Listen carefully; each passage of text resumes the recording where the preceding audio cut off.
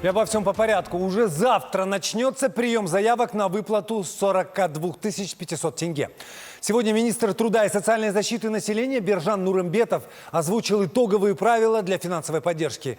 Как и ранее было заявлено, претендовать на пособие смогут наемные работники, индивидуальные предприниматели и самозанятые, чья работа была приостановлена из-за усиления карантина в июле.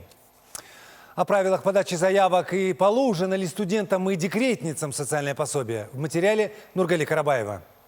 Прием заявок на 42 500 стартует уже завтра. За наемных работников обращаться будут работодатели через портал электронного правительства и сайт 42 500 yenbek.kz.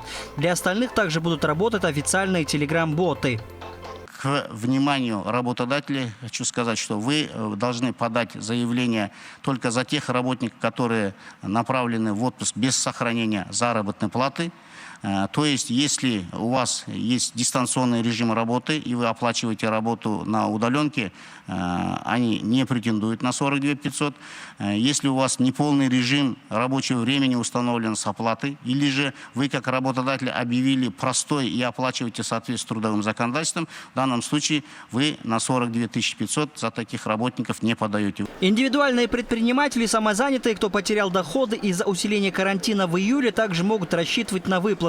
Кстати, самозанятые не обязаны платить ЕСП, чтобы получить 42 500 на этот раз.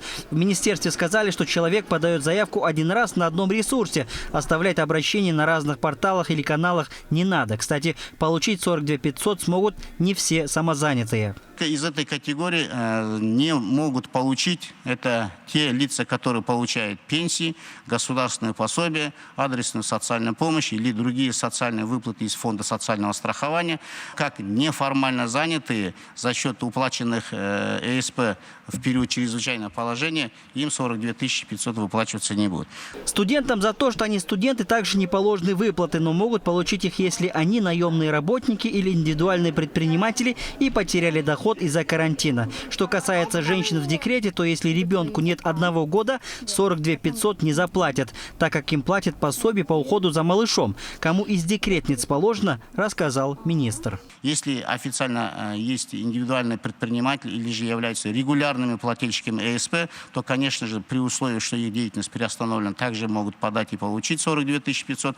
И те женщины, находящиеся в декретном отпуске, которые в прошлый раз в период ЧП впервые заплатили ЕСП, подтвердив свою неформальную занятость, они тоже в этот раз при отсутствии доходов и работы, если подадут заявление, также могут получить данную выплату. Прием заявок будет идти до 1 сентября. Нургали Карабаев, Сергей Шуйский, Информбюро, Алматы.